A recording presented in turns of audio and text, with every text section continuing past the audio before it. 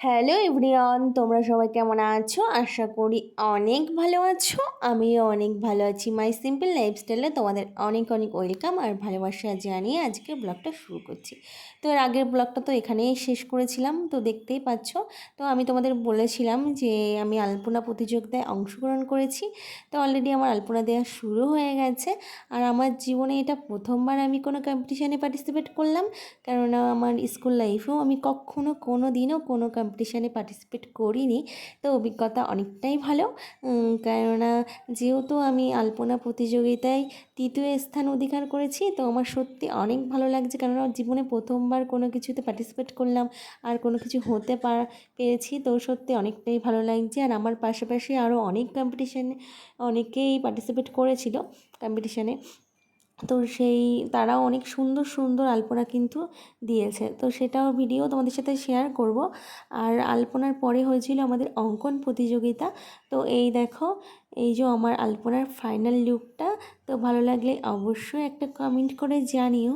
আরও যারা পার্টিসিপেট করেছিল তো তাদের আলপনাগুলোও দেখো, খুব সুন্দর সুন্দর সবাই দিয়েছে, কেননা যে যেরকম পেরেছে আর কি দিয়েছে। আর ষষ্ঠীর শুভ সন্ধ্যায় আমাদের দিদা, মানে আমার কাকি শাশুড়ির মা, তার বয়স এখন 105 বছর। তো তিনি এবছর মায়ের মূর্তি উদযাপন করেছিল। সত্যি এটা আনন্দের একটা বিষয়। আর এটা হলো, পুজোটা হয়েছিল মেদিয়া সতল ক্লাবে। তো তাদের সদস্যরা ভেবেছেন যে এবছর 105 বছরের একটা বৃদ্ধাকে দিয়েই আমরা মায়ের মূর্তি উদযাপন করাবো। সত্যি এই ভাবনাটাও অসাধারণ একটা ব্যাপার। তো চলো, আর এই দেখো খুব সুন্দর সুন্দর সবাই দিয়েছে। তো আমরা চলে এলাম এখন মহাষষ্ঠীর শুভ সন্ধ্যায়।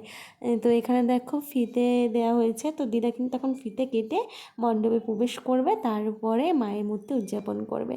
তো চলো, ভিডিওটা দেখতে থাকো, স্কিপ করো না, ভিডিওটা অনেক ভালো হতে চলেছে।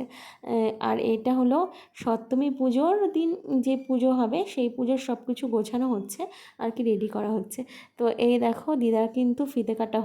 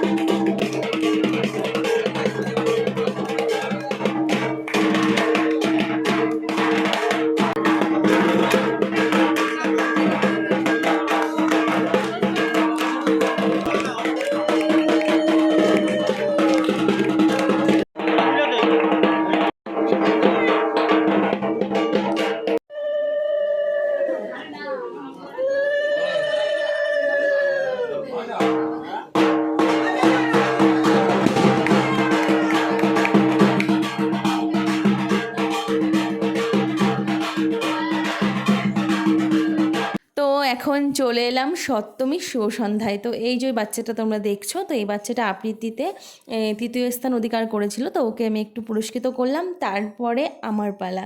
তো আমি আলপনা প্রতিযোগিতা তৃতীয় স্থান অধিকার করেছিলাম, তো এই ভাইটি আমাকে এখন পুরস্কৃত করলো। তারপরে কিছুক্ষণ প্রোগ্রাম দেখার পরে, আর যেহেতু প্রোগ্রামগুলো আমি তোমাদের ভিডিওতে দিতে পারছি না কারণ কপিরাইট চলে আসবে, তো তারপরে কিছুক্ষণ প্রোগ্রাম দেখার পরে আমি চলে এলাম বাড়িতে। আর শান্তনু কিন্তু গিফট খুলতে ব্যস্ত, মানে আমি কি পেয়েছি। তো চলো, আমি তো দেখবোই, তার সাথে সাথে তোমাদের সাথেও শেয়ার করি কী পেয়েছি।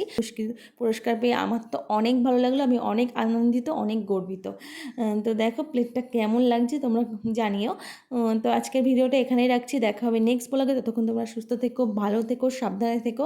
আর যারা এখনও আমার চ্যানেলটা সাবস্ক্রাইব করেনি তারা প্লিজ আমার চ্যানেলটা সাবস্ক্রাইব করে সাথে থেকো। দেখা হচ্ছে নতুন কোনো ব্লগের সাথে।